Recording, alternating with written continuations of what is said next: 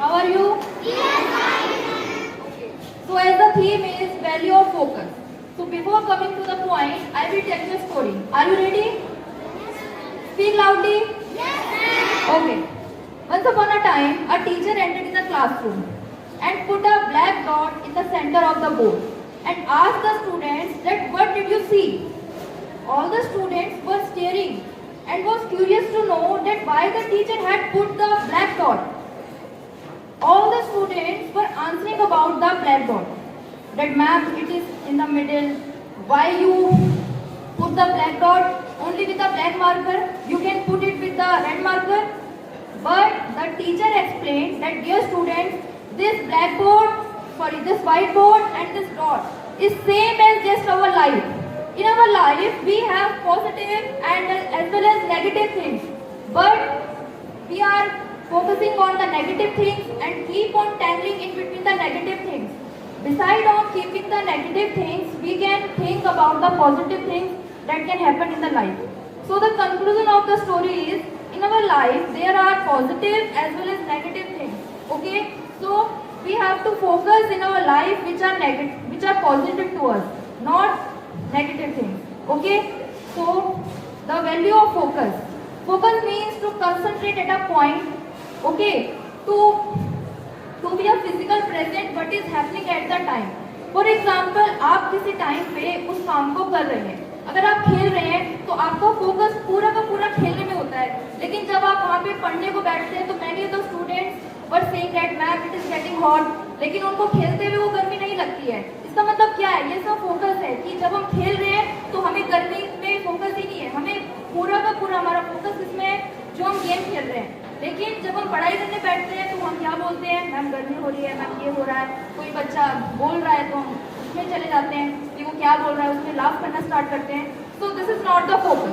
Focus ये है, Anita in the speech of Anita, she told a word perseverance. Can anyone from you tell me the meaning of that word? Senior class? Anyone? Okay. So the meaning is to focus completely in such a manner what is happening. We can't imagine, we can't think. Our mind and our knowledge and our thinking process must be continue and must be totally focused on the point which is happening and which we are doing. For example, आपने अगर TV में देखा हो, जब कोई भी ऋषि मुनि होते थे या फिर कोई भी मनुष्य जब किसी भी भगवान को प्रसन्न करने के लिए, उनको हैप्पी करने के लिए तप करते थे, तो उस तप में आपको क्या दिखाया गया है? उसमें आपने ये देखा है कि कोई भी कैसी भी आंधी आए, तूफान आए, बट उनका जो तप था, जो भी वो तपस्या करते थे, वो उसको कंटिन्यू रखते थे. यही आपका प्रिंसिपल है. डॉक्टर एपीजे अब्दुल कलाम ने भी कहा है कि to attain a success you have to keep 4 points in mind. One is we set a goal. Generally we set a goal. This is normal. Some students were saying that ma'am I will become an IAS officer. Okay, we set the goal.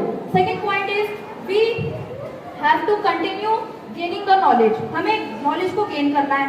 तो as soon as possible we are gaining. You are in 6th standard, you are in 7th standard. Your level will be become high and you are gaining the knowledge. And also many of the students. The third point is hard work. So many of the students are doing hard work. ठीक है? But the last thing is, the Anita told the word that is perseverance. The meaning is कैसी भी मुसीबत आए, कुछ भी हो, लेकिन हम में इतना दृढ़ संकल्प हो कि हम उसको करके रहेंगे तो रहेंगे. ठीक है? जैसे हम बहुत सारे बच्चे ऐसा करते भी हैं, लेकिन many of the students were distracted. आज की डेट में हम इतनी ज़्यादा डिस्ट्रैक्टेड हैं कि हम उन चीज़ों को कर नहीं पाते हैं. तो इसीलिए आपको अपने में इतना फोकस दिखाना जरूरी है कि हम उसको प्रॉपरली कर पाएँ. अब फोकस में तो बहुत कुछ कहा गया है, but how to attain the focus, how to maintain the focus.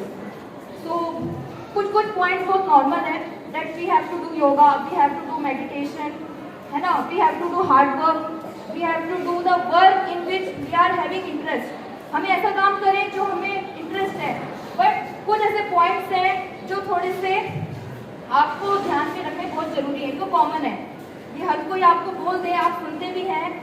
First thing is your environment should be good.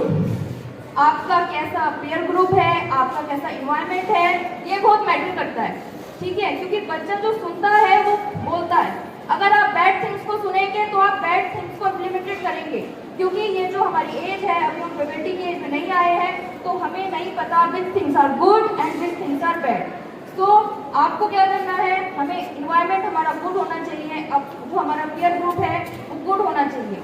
Second thing is, हम अक्सर सक्सेसफुल जो बिग पर्सन होते हैं उनकी स्टोरीज देखते हैं, लेकिन क्या हम कभी फेलियर पर्सन की स्टोरीज देखते हैं? तो हमें हर समय जो भी सक्सेसफुल पर्सन एंड जो भी फेलियर स्टोरीज होती हैं उन्हें हमें सुनना चाहिए। उससे हमें क्या मिलेगा? Experience. And our the biggest friend is experience, क्योंकि एक्सपीरियंस एक ऐसी चीज है कि आपको उससे एक बहुत अच्छा अनुभव मिलता है, आपको बहुत कुछ सीखने को मिलता है।